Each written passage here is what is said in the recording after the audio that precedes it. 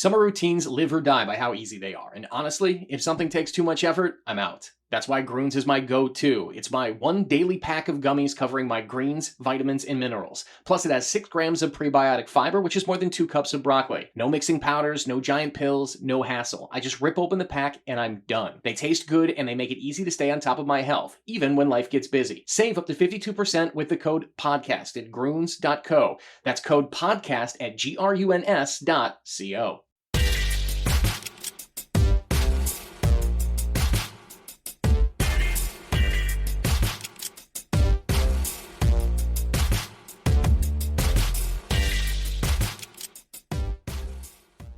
Welcome back to the Alec Lewis Show. I am your host, Alec Lewis. This is episode 173, back in Minnesota with the recording studio that you guys watching on YouTube and listening on Apple, Spotify, or iHeart are familiar with. If you don't know me, I'm Alec Lewis. I cover the Vikings for The Athletic. Every single day, we'll have a story on new GM Nolan Teasley Wednesday morning. So please look forward to that right before the press conference. And then we'll have much more from a practice later this week and some quarterback stuff. It never stops, and it never should, because we have a blast doing it. If you're new here watching on YouTube, please hit the subscribe button. It helps us out. If you're listening on Apple or Spotify or iHeart or wherever you get your podcast, you can rate and review, and all of that we really appreciate. You give us 5 stars. I think it's like a very small, takes 2 seconds, but it's fun for us. So thanks for doing it. On this show, as we do every week, or usually every week, early in the week, unless we have a pop-up guest, I answer questions from you guys. So a bunch of you on social media, where I have my account on Twitter at Alec_Lewis, passed along some questions, a bunch of similar topics, obviously GM related, decision making structure related, JJ McCarthy related, Kyler Murray related, Blake Brandel related. We're going to get into all of that over the course of this show, and appreciate those of you who passed along questions. The Alec Lewis Show is presented by First Resource Bank. If you don't know about it by now, I don't know what you've been doing, but they are a member FDIC bank in the Minneapolis area, run by really good people. Tim Siegley, Aaron Siegley, Charlie Anderson. These guys have visions of establishing a bank here in the Minneapolis community that is bar none the best. And I use their banking platform and have since I moved up here, and can't argue with what they're trying to build. And the fact that they're really good people and also Vikings fans helps out as well. They've supported us really from the beginning, and it's been awesome to watch them really grow as the show's grown as well. And then the Alec Lewis Show also it's been fun to partner with Presen Athletics. If you don't know about it, 3 guys, Kurt, Graham, and Tanner, they got together and they're like, look, how can we improve, grow, establish really like an undercurrent of youth football development in Minnesota? I saw late June, they're having what they're calling an offensive skill camp, bringing in former college players to kind of help, mentor kids. So if you have a son who plays football, wants to play football, friends, kids who play football and want to play in high school and potentially college, I highly would recommend you guys going to check out Presen. So that will do it. All right, let's get right into questions. You guys have listened to me ramble for 3 minutes, so we'll just hop right into it. And the question that we will begin with is from Nate. Nate says, and this is a long question, he had to send me a screenshot. The Wilfs have relayed the new power dynamic consists of 3 experts in their field. It would be fair to name this organizational structure the triumvirate of experts, or TOE. I am not going to do that, Nate. Anybody can call it whatever they want to call it. I will listen to the Wilfs talk on Wednesday and outline it themselves. Continues to say, like with every set of TOE, you need one toe, a dominant toe. Who will be the big toe as far as the head decision maker? So this was a conversation, a question that, a lot of people had, and going back to compare what the Vikings have constructed from a structural standpoint of decision making to what they constructed 20 years ago with what they called, ownership called at the time, the triangle of authority. And so I went back into the archives and I'm reading Star Tribune newspaper stories written by my guy I work with almost every day, essentially Kevin Seifert of ESPN, and he documented the triangle of authority kind of structure and timeline, as well as anyone that I could find. So if you're a younger fan, you don't know about it. You're kind of walking through this experience of knowledge, just like I was. But essentially, when the Wilfs bought the team in 2006, early on, they established what they called the Triangle Authority. Man, Kevin Seifert painted this scene of Ziggy Wilf, one of the Vikings owners, sitting at Interlochen Country Club using silverware to kind of outline where each executive / coach resided within that structure. And at the time, the top of the triangle, to continue with the analogy, was Coach Childress, and the bottom two rungs were Fran Foley, who was eventually hired, and Rob Brzezinski, obviously, who remains an integral piece of the organization. And I don't know how much this has been reported or whatever, but like what remains part of the irony of,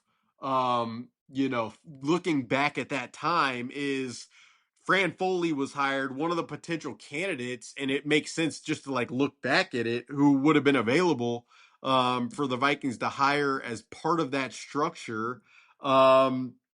Is John Schneider, who is the GM, President Football Operations GM for the Seattle Seahawks. He was at the time an assistant to the GM in Green Bay. And so, 20 years later, to look back at this thing and to think through the iterations of what was and what is and what became, it's kind of, I don't know. It's a fascinating one, certainly, to recall and to reconsider and all of that. And then obviously Fran Foley flamed out very quickly.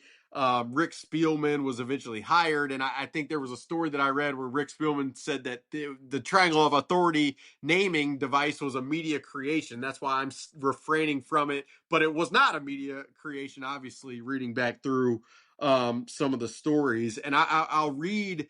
I thought, and we'll get to the question, Nate, and you guys listening are probably like, get to the point, and that's okay because we've got time here in the podcast. You guys are either washing dishes, working out, whatever you're doing, you're along for the ride. But I just think it's so important to recall some of the history of this stuff. And I was reading this Kevin Seifert story from the Star Tribune, January 7th, 2007, and there was this paragraph that I circled it. I just took a screenshot, and the paragraph is this: who ran the Vikings in 2006? It's an almost unanswerable question. According to Wilf, the Foley fiasco left Childress, who was in the coach, to take on more of a personnel role than anyone would have projected. Spielman spent the summer catching up, making it hard to believe that any football decisions were made without Childress's consent. And I guess as I read through that, like having covered this team now for 4 seasons, there is it's just wild that 20 years later, I do think you could just supplement the current iteration of names of what was last year with Kwesi Dofomitsa, Kevin O'Connell, etc., and you'd be hard pressed not to be able to just plug those names in and understand that, again, 19 years later, circumstances played out in a very similar fashion, which is, it's pretty wild. It's probably pretty telling as far as ownership goes.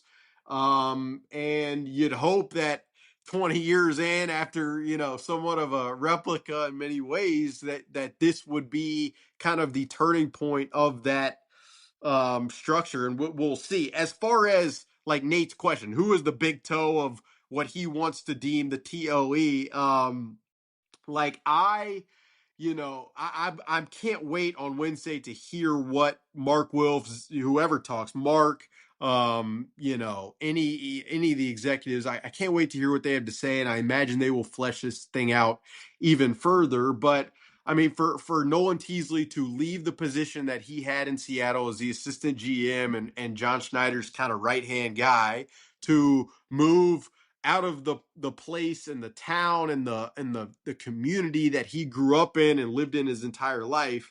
It's hard for me to fathom that you would do that without understanding and without the knowledge that you would have a massive amount of say within the decision-making structure. Now, I will say this because it's something I know about Nolan Teasley.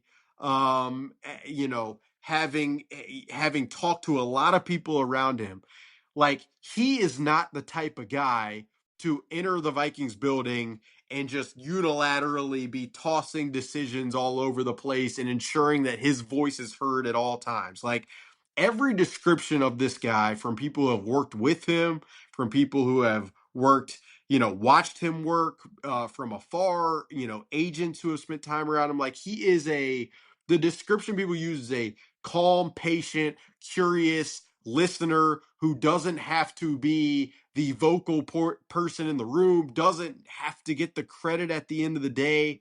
And so I don't think the Vikings are adding someone who is going to ensure or is going, not that he's not going to have a backbone to be able to make decisions, because I think, like, he's definitely charted certain courses in Seattle, but it's not going to have to be known through every decision that Nolan Teasley was the one who signed off. It's just not something that I think he's going to care about. And I imagine he's going to talk about that a little bit on Wednesday. This entire conversation, really, it brings me back to, one of the last comments Kwesi Adofo-Mensah ever made as the Vikings GM, and we can rehash everything, but I remember him saying towards the end of one of the press conferences, toward the very end, like, if you're asking the questions of who's making X decision and who signs off and who made this decision, like, you failed.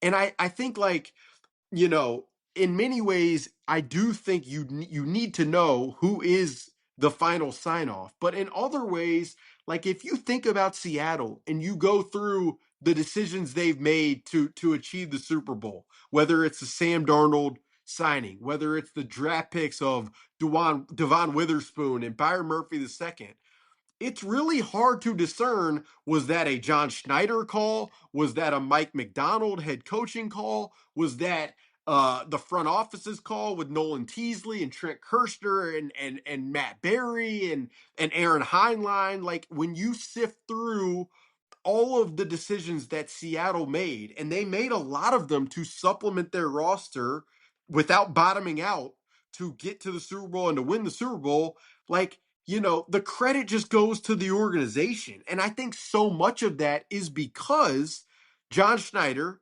Seattle Seahawks GM, has established an infrastructure where he's hired people who don't care to get the credit. Like, they are as egoless as you can find in a league filled with ego and alphas, because that's just how it is. And so, like, I think one of Nolan Teasley's primary jobs here in entering the Vikings building is to establish that part of the culture. Like, I think true leaders in any walk of life, and I'm young, so you can argue with this, I'm sure, and I'm totally okay with it, but, like, true leaders want to hire people and then give them the latitude to be the experts in their craft. And, like, an example for Nolan Teasley is John Schneider at one point in recent years, they were talking about player development and how can they improve from a player development standpoint. So John Schneider, who has worked with Nolan Teasley for more than a decade, he's like, you know what, Nolan, why don't you get with certain people within the organization and try to build out a player development kind of system, structure, approach. And so he communicated with coaches, with performance staff, with psychology to try to build that type of infrastructure within their player development. And guess what? Like, you never heard about that. It was never, look at what Nolan Teasley did. Nolan Teasley's interviewing to tell you what he did. Like, no, that stuff was all private and has been private and would continue to be private if he was not the new Vikings general manager, and if people who respected him didn't want to try to talk about and tell you the impact that he made behind the scenes. And so, I guess, to answer this very long-winded first question, Like the more the Vikings can get to a place of they've made an organizational decision that nobody's out gunning for credit over, I think the more you know, this organization is going to have a chance of getting to the place that the Seahawks have gotten twice in 15 years. And you hear all of these phrases, and I imagine we're going to hear all of them tomorrow on Wednesday, or you're listening to this on Wednesday. So today, the press conference might be over, and you might have already heard them. The synergy, the alignment, the collaboration, all of the words that sound so great. And at its very best, I totally understand why they are said, but to actually have those things come to life, you need the primary leader and leaders within your organization to evoke those types of characteristics. And so I think that's so much of like Nolan Teasley's challenge is to start to move this thing in a way where that's kind of the result. I'd be curious what you guys think about that. But I've done a lot of work in recent days talking about the Seahawks, listening to people talk about the Seahawks, what makes it so successful, why have they had such continuity but still been able to push things forward and use data and use performance science and be a place that players want to sign to because they maximize you. Like I think one of the themes among all of those conversations has been the way that John Schneider charts a course for the people he hires to have the latitude to make an impact without needing the credit on the back end. So long-winded there, but it's a really important one for me. And it's like you guys who know me or have listened to me for a long time or have read my work for a long time, you know I love the roster stuff. I love talking quarterbacks, and we're about to get into some of that. I all of it is awesome. But like how the best who do this thing think and how structures are set up to allow organizations to thrive, like that is so much of my fascination. And so as much as I can hear about it, talk about it, take questions about it, I absolutely love doing it. Real quick before we get to some of the other questions that I promise I'm not going to go 10 minutes on.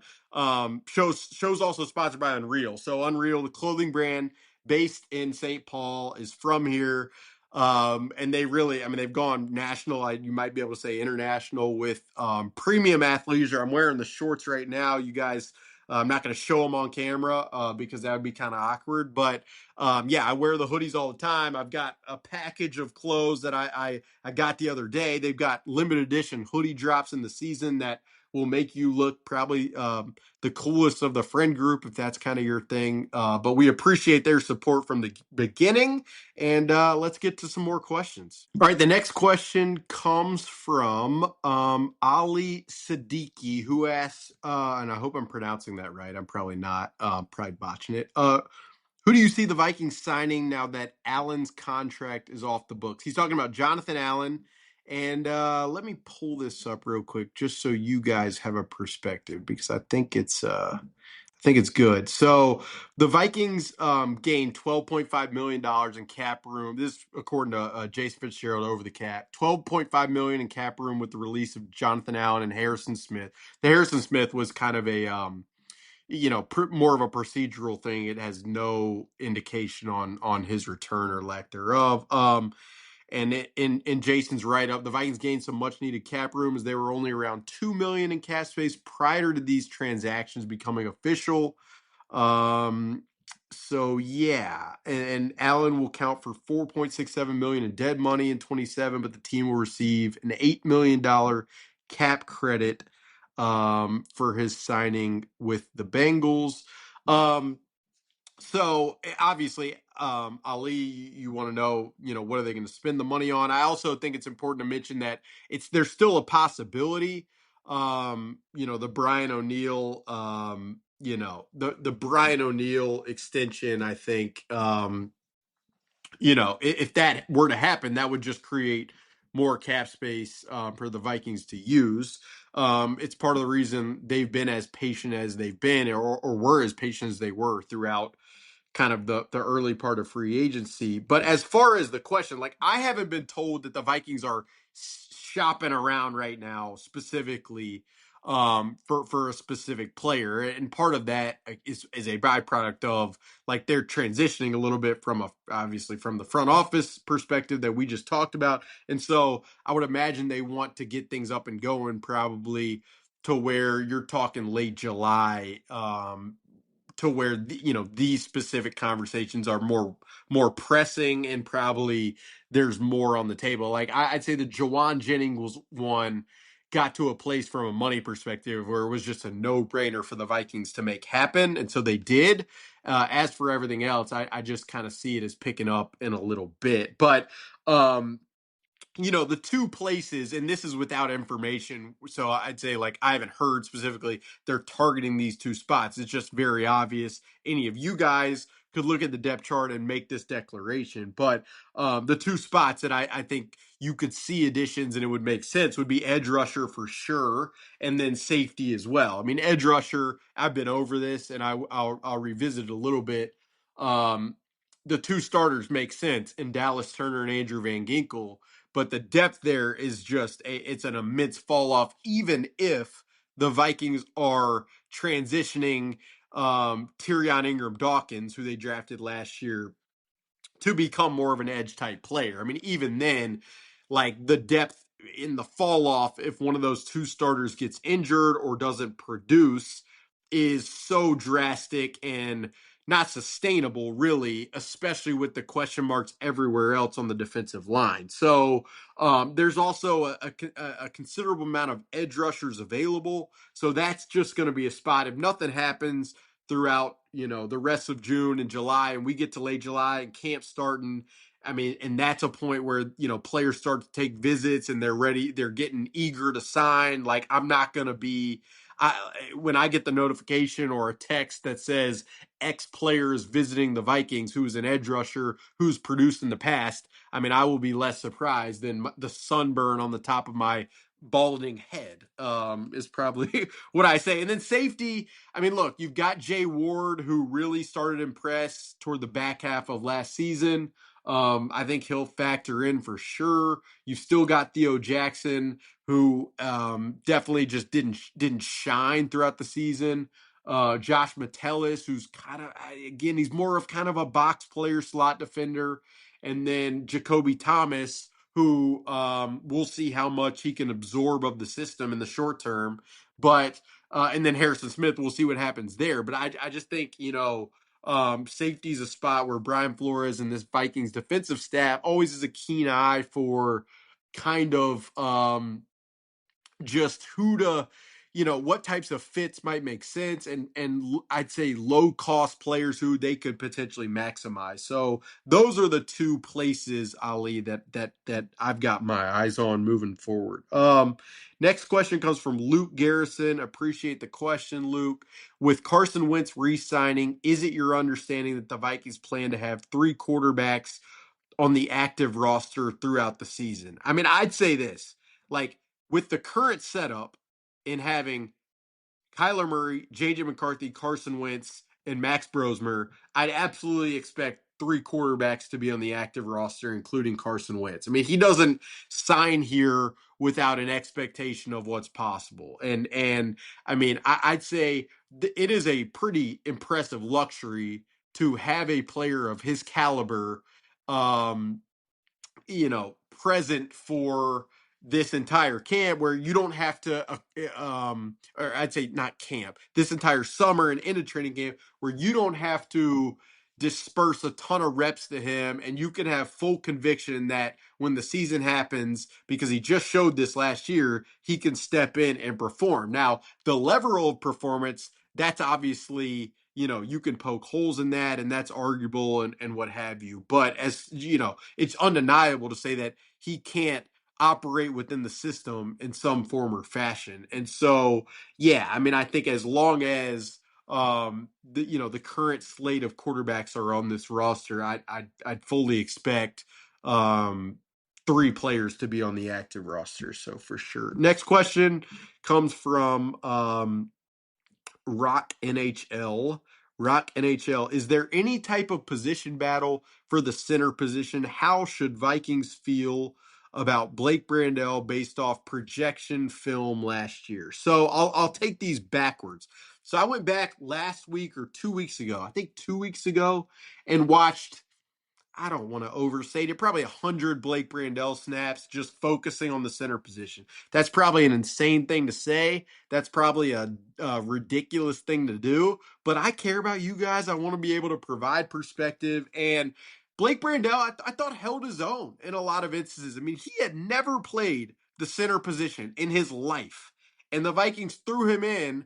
I believe the first game was in London against a Cleveland Browns defensive front that was one of the better fronts in the NFL. And I thought he held his own. Were there a couple snaps, few snaps in each game where he gets edged by a really good defensive interior pass rusher? Absolutely. Like I'd say, and what I mean by edged is, he's pass protecting, and it's, a guy can kind of just find the way to his outside shoulder and squeeze past him and get upfield and get after the quarterback. Like that definitely happened. It happened in the Eagles game, certainly. And so that when he is in one-on-one pass rush situations, there is a little bit, or there was, let's say was a little bit of a vulnerability from that standpoint. I thought in the run phase, he looked solid. I thought getting out in screens, he seemed pretty aware. I thought from an operational standpoint, it wasn't just a complete mess. And that's a testament to his smarts. And I mean, he's been a guy, Blake Brandel has, who his entire career with the Vikings under Kevin O'Connell and this offensive staff, like they've liked him. They've thought of him as reliable. They've believed in him. Now, that's not to say that they view him as Tyler Linderbaum. Like it's just not, that's not realistic. But I think they feel like with more time, more development, more of a runway and practice at that specific position, the more that he can become a very suitable player, or I'd say not a very suitable player, like just a complementary piece to an offensive line that has a lot of talent. And so that's what I'd say. The other component that showed up on film that I think is critical, it's going to be critical to talk about for the entire offensive line, but just the ability to pass off stunts. That was an area that Ryan Kelly just really impressed me with, both in his time in Indy, watching the film when he got here, and then just in his few instances being here and playing. Like, there is a processing speed at the line of scrimmage that is often required, and guys are looping all over the place. And so I think that was an area that showed up as a little bit of a vulnerability, and how the Vikings coaching staff tries to maximize the offensive line against those types of looks in the 2026 season, I think is going to be a really important conversation. But as far as the question of, do I feel like it's a major position battle? I mean, look, it's always possible that Michael Juergens, who is a really intelligent and great dude, who is really well liked internally, just for like what he's about and the work ethic and all that stuff. Like it's always possible he takes a step and really pushes. But I'd say for me, the leader in the clubhouse right now would absolutely be Blake Brandel. So that's what I'd say. Let's rattle off a few quick ones. Douglas McClure, how secure is Miles Price as the primary returner? Who could provide competition for those spots in camp? I mean, I'd say, like, I want to see if they have Damon Claiborne back there as a kick returner. I mean, they have not been afraid to use running backs at that spot. I know that, like, they had Ty Chandler a little bit back there, and Damon Claiborne is just an absolute lightning bolt of a ball carrier. So I'll be curious there, but I would have to think Miles Price did enough. Yes, there was some security concerns over the course of the season, but the dynamism is pretty clear. And I mean, there were multiple instances, at least 3 or 4, where it was a block away or a flag away from breaking it and really changing the game. So I don't think you really want to mess with that unless it's, absolutely necessary. Let's see. Nick Howard, how serious a candidate was Rob Brzezinski for general manager? I mean, from my understanding, a very serious candidate, and understandably. Like, we talked about Rob a lot on the podcast, but it oversimplifies what Rob Brzezinski has meant and does mean to this organization to just say cap guy. Like, that is not the correct description of what Rob Brzezinski has been and is and will be. Like, he has been the point person with every agent who, there is a human component to this thing. Like, some of the more these agents trust the negotiator or respect the negotiator, the more likely it can be, even though this is never talked about, that a player does land with a certain organization. And Robert has done it with a credibility. And this is not me. Like, I've talked to a ton of agents about this, and Rob is highly, highly respected for the way he goes about it. Beyond that, like, beyond him being whatever, the cap guy and the primary negotiator, like, internally, he has been someone who, I mean, I'd say if you remove him from the building internally, or remove him from the day to day, like, he adds levity. He is someone that people can confide in. He understands what ownership wants and how different people operate and what works and what doesn't, because he's seen it for a long, long time. And so that bevy of experience, I don't think you can overstate what it has meant. I don't think you can overstate the job he did in a very odd and abnormal time for months, to be the interim throughout one of the most crucial time periods of this organization in recent years. And then I don't think you can overstate the handling of Nolan Teasley gets hired as the GM. And you haven't heard, I mean, in other instances, I guarantee you there would be leaks of guys frustrated. I mean, like, that's sometimes how it works. And so, yeah, I think, I've over this last 3 months, it's been very cool for me to talk to a lot of people in the league about, like, certain candidates and people and executives and who they respect and who they don't and why they respect them. And,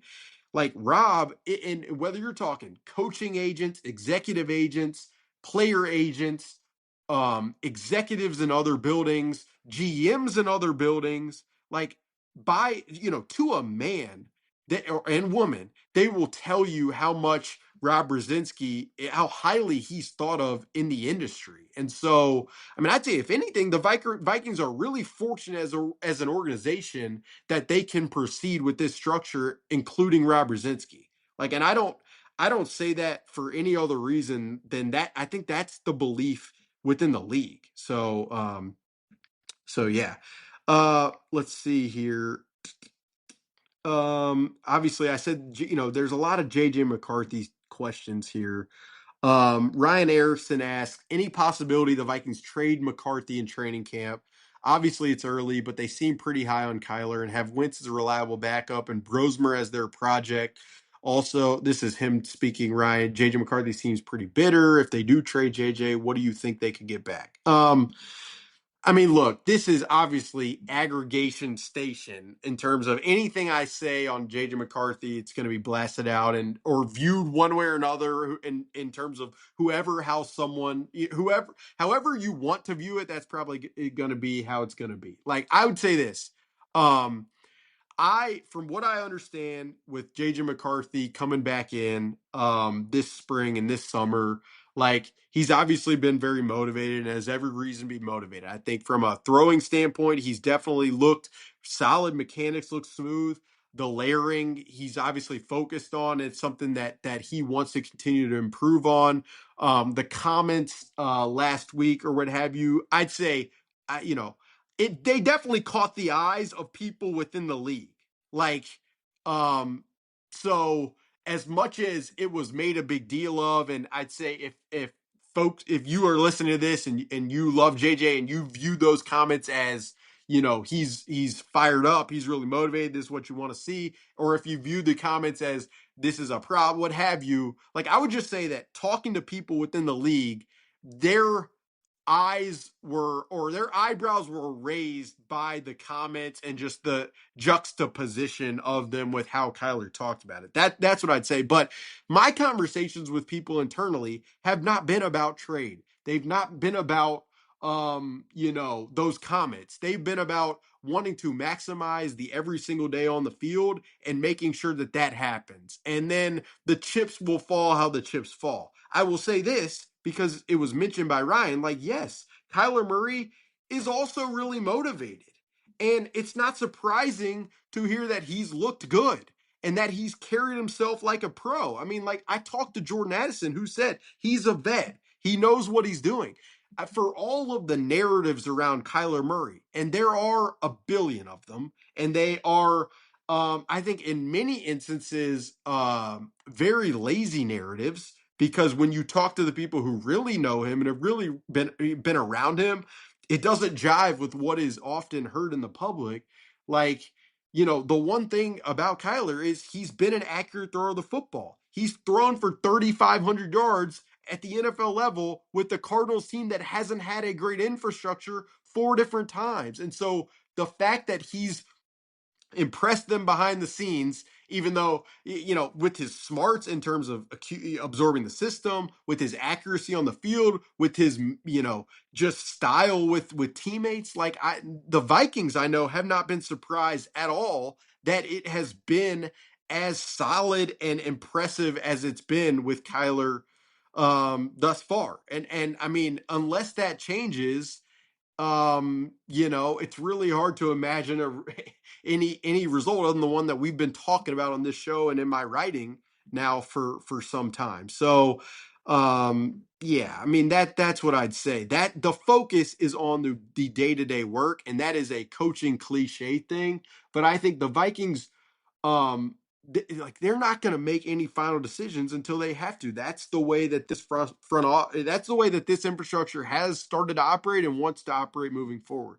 um Carl from Lake Elmo, not to get ahead of ourselves, but for fun, if Kyler plays really well this year, do you see a scenario where the Vikings re-sign him to a longer deal and trade JJ? Or has this always just been a one-year stopgap regardless of play? No, I mean, look, this is pie in the sky thinking. If Kyler is spectacular and the Vikings win 13 games and they win a playoff game, I mean, like, you're going to have an extremely hard time letting that guy walk out of the building. That's just how it should work, given the importance of the quarterback position to NFL team success and the direct correlation there. As far as what that would mean for JJ, I mean, again, it's a value question. It is a how does he look question. It is how much do you care about depth question. It is what does the team and locker room feel about question. Like, there are a lot of and what does his camp think or want. I mean, that's the other component. It goes back to the previous question of would the Vikings trade JJ? I mean, I think it becomes a question of, you know, how ready is JJ? How ready would he be for a new start, or is he okay being a team player in that instance? And what does his agent Brian Aralt think about that? Like, that's the most important question. And until there's clarity with that stuff, like I think the speculation for me is just frankly it's just pretty unwarranted. Let's see what else. Um, K. Delisle contract status of front office people, and any options Teasley might bring with him. I mean, I think like that's kind of it's going to be a question that's going to be asked Wednesday. I think that's kind of a TBD type of answer. I do know, yeah, there were some front office folks whose contracts, I'd say they're just in a lot of Brett, there were some contracts that raised some questions about future, but as far as Seattle, I mean, very few people leave that place because of how great it is to work for John Schneider and the latitude those people have. And so, yeah, I mean, I would imagine that any type of person Nolan Teasley wants to bring over, the Seahawks really value. And so that it becomes an interesting one. But like, I do think the other component of it is you think about, I think there's been a perception of the Vikings hired Nolan Teasley, who's like a super scout draft wizard. And I think, like, you talk to anybody in Seattle even, and they'll tell you like that doesn't even categorize John Schneider. I mean, like, the scouting process is not like a lot of people can watch the tape and discern what type of player is what. But the secret sauce is really the information of, do you have relationships with agents? Do you have relationships with college coaches and personnel people who will tell you the real about who these players are and how much they care and how driven they are? Like, that is the secret sauce in the evaluation. And that's why the people you hire and their ability to acquire that information really matters. All right, we'll do one more fun one and then hop out of here. Craig Moshkow, Caleb Banks' health, rumors, speculation. Where is he at this point, timing wise? Yeah, from my understanding, I mean, nothing's really changed with Caleb Banks in that I'm looking at the beginning of training camp as, that's when you start to ask the questions of, is he going to be out there? How much is he going to be out there? But I mean, we've only been out there, the media has, for one specific practice, so I haven't seen a lot of anything, and I definitely haven't seen a lot of him. Definitely haven't seen him on the field, but he has been present. He has been working out, and all signs seem to continue to point to kind of that timeline. So if anything changes, I'll obviously be writing about it and let you guys know and be talking about it.